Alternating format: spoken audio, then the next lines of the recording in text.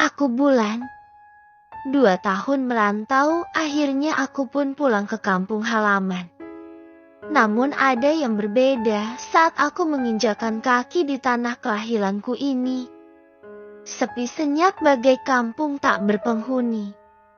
Setelah turun dari mobil travel yang aku tumpangi tepat di depan rumah orang tuaku. Sebuah rumah sederhana namun cukup luas halaman rumahnya. Dulu aku selalu mengajak teman-temanku untuk bermain bola di sana. Aku merasa heran kenapa sepanjang jalan pintu rumah warga sudah tertutup semua termasuk rumah orang tuaku. Kampungku memang masih terbilang pelosok waktu itu dengan dikelilingi sawah dan ada satu sungai yang aliran airnya lumayan deras.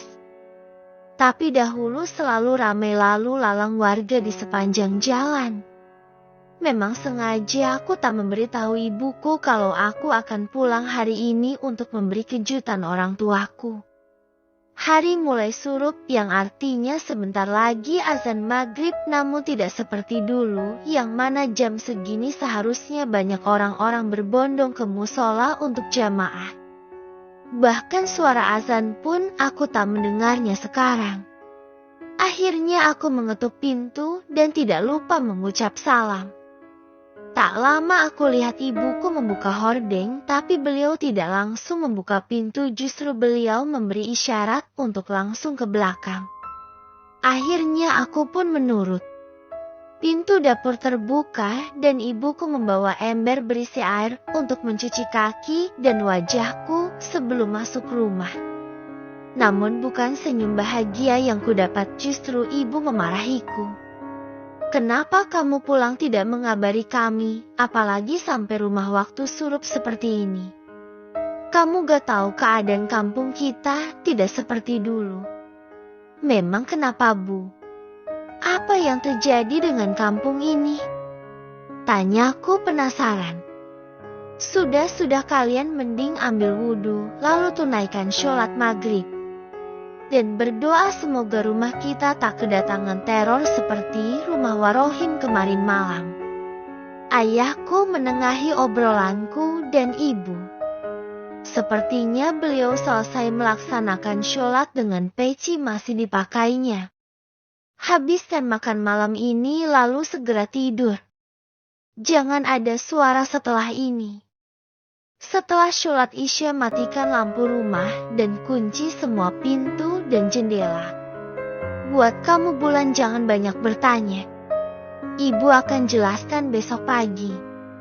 Ingat kita tidur tanpa lampu sedikit pun. Penuh tanda tanya di otakku, namun aku tidak berani bertanya di tengah ketegangan wajah ibu bapakku. Tak banyak kata bergegas aku masuk ke kamar. Kamarku berada di depan bersebelahan dengan ruang tamu dan langsung menghadap halaman rumah. Dan di samping rumah terdapat rumah tetanggaku yang hanya terpisah pekarangan tidak terlalu luas milik bapakku yang beliau tanami pohon singkong. Ketegangan masih tetap berlanjut. Malam ini aku memilih tidur ditemani ibuku di kamar. Ibu bilang aku tak boleh keluar kamar sendirian, bahkan untuk sekedar ke kamar mandi pun dia berpesan agar aku membangunkan saja untuk menemani. Wajah ibuku benar-benar ketakutan dan aku benar-benar tidak tahu apa alasan semua ketegangan ini. Semua hening, bahkan serangga malam pun seolah tidak diizinkan untuk bersuara. Hingga tiba-tiba tangisan bayi terdengar. Sepertinya suara itu berasal dari tetangga di belakang rumahku.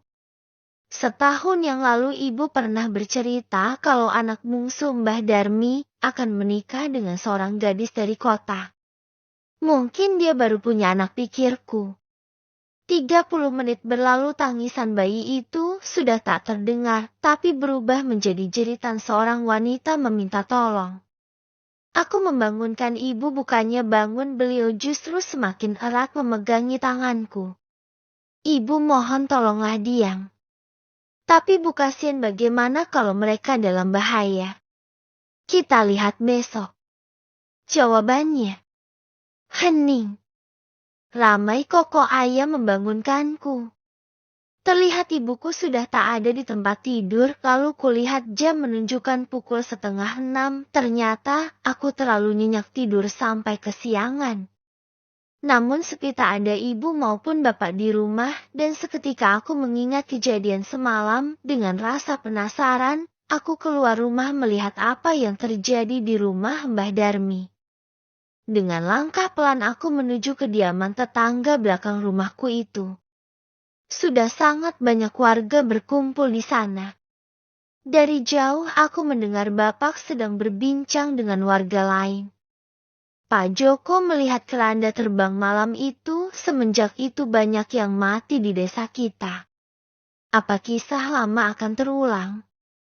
Keranda terbang? Teringat kisah yang dulu nenek selalu ceritakan saat usiaku masih 5 tahun. Kalau malam tiba jangan coba-coba keluar rumah sendirian. Minta temanilah ibu bapakmu, nanti kamu dikejar lampor. Dahulu aku sangat dekat dengan nenek. Saat waktu senja, aku akan duduk berlama-lama di pangkuan nenek hingga waktu maghrib tiba dan nenek mengajakku untuk masuk ke dalam rumah lalu menyuruhku sholat. Kenangan memang hanya kenangan, tak bisa aku ulang duduk berjam-jam di pangkuan nyaman nenek tercinta. Aku kira itu hanya dongeng masa kecil agar aku tidak berani pergi malam. Apa benar teror keranda itu nyata di masa lampau? Biarlah nanti di rumah aku tanyakan lagi. Terlihat ibu menangis di teras rumah Mbah Darmi. Aku tahu ibu pasti sangat sedih sebab dia sering bercerita bahwa Mbak Sinta lumayan dekat dengan ibu. Bahkan sering Sinta mengeluh saat mengalami masalah dengan suami dan mertuanya. Tiba-tiba seseorang menghampiriku. Dia wanita berkerudung panjang dan memperkenalkan diri bahwa beliau adalah istri kepala desa di sini, namanya Bu Sri. Memang lurah di kampungku menduda 3 tahun yang lalu akibat istrinya kabur dengan selingkuhannya. Tuturnya waktu itu. Dan ini mungkin istri baru beliau. Masih cantik, mungkin kisaran 30 tahun dan kulitnya putih bersih seperti gadis kota. Beruntung sekali Pak Lurah mendapat istri cantik bak model begini, padahal usia beliau sudah lebih dari 50 tahun. Walaupun sudah berumur lebih dari setengah abad, namun sang lurah masih memancarkan aura jiwa muda. Berbadan tegap dan tinggi. Mungkin karena fisiknya yang terlihat berwibawa sampai warga desa memilih beliau untuk memimpin desa ini hingga 10 tahun lamanya. Apalagi beliau rutin membagikan sembako kepada warganya setiap bulan. Ibu lurah menjelaskan bahwa Sinta menantu Mbah Darmi ditemukan tewas dan ditemukan tanpa kedua bola mata, dan bayinya ditemukan meninggal tak jauh dari tubuh Mbak Sinta. Menurut penuturan Mbah Darmi, bayi Mbak Sinta dibunuh oleh setan wanita Sebum. Akhirnya dia membunuh Sinta. Namun karena syok berat akhirnya Mbah Darmi pingsan. Lalu tak sengaja aku melihat tatapan Mbah Darmi dari balik jendela, terlihat menatap tajam ke aku dan Bu Lurah. Dan tak lama dia menghilang di balik jendela. Tatapan itu penuh misteri. Aku pun tak membuang waktu untuk sekedar melihat wajah Mbak Sinta terakhir kalinya sebelum dimakamkan. Banyak sekali warga yang datang untuk taksiyah dan mengurus segala macam keperluan pemakaman, hampir memenuhi halaman rumah Mbah Darmi yang tidak terlalu luas ini.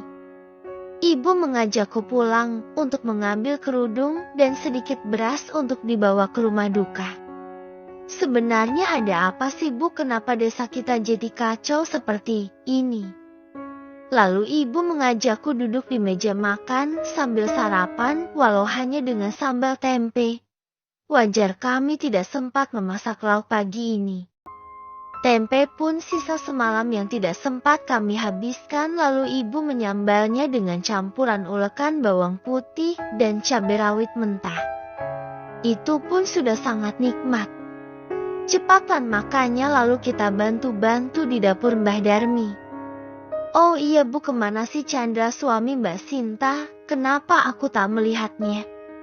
Dia merantau ke Jakarta tepat saat Sinta hamil muda, lalu kemarin pas lahiran dia pulang kampung dan baru berangkat ke kota lagi 3 hari yang lalu. Ibu tidak yakin dia akan bisa pulang lagi. Ibu kenapa tidak menjawab pertanyaanku? Ibu tidak ingat apa yang kamu tanyakan, Lan? Tentang semalam. Jangan terlalu mencari tahu, Bulan.